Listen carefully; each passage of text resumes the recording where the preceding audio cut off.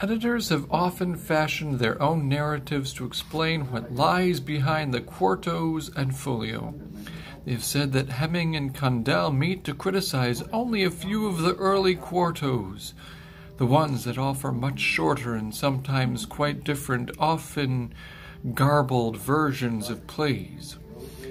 Among the examples of these are the 1600 quarto of Henry V.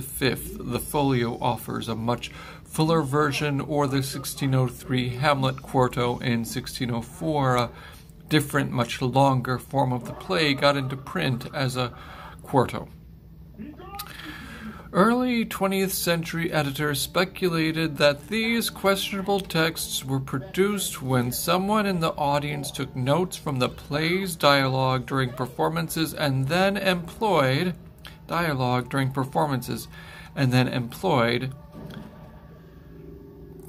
hack poets to fill out the notes. The poor results were then sold to a publisher and presented in print as Shakespeare's plays. More recently, this story has given way to another in which the shorter versions are said to be recreations from memory of Shakespeare's plays by actors who wanted to stage them in the provinces but lacked manuscript copies. Most of the quartos offer much better text than these so-called bad quartos. Indeed, in most of the quartos we find texts that are at least equal to or better than what is printed in the folio.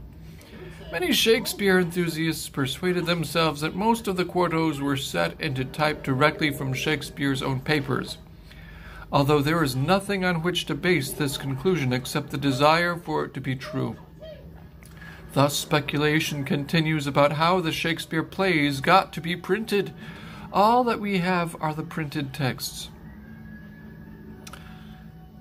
The book collector who was most successful in bringing together copies of the quartos and the first folio was Henry Clay Folger, founder of the Folger Shakespeare Library in Washington, D.C. While it is estimated that there survive around the world only about 230 copies of the first folio, Mr. Folger was able to acquire more than 75 copies, as well as a large number of fragments for the library that bears his name. He also amassed a substantial number of quartos.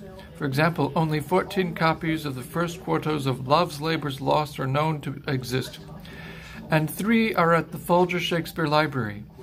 As a consequence of Mr. Folger's labors, scholars visiting the Folger Library have been able to learn a great deal about 16th and 17th century printing, and particularly about the printing of Shakespeare's plays.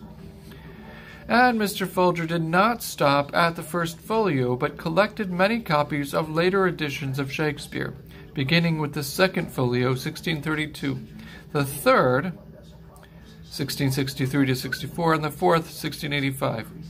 Each of these later folios was based on its immediate predecessor and was edited anonymously. The first editor of Shakespeare, whose name we know, was Nicholas Rowe, whose first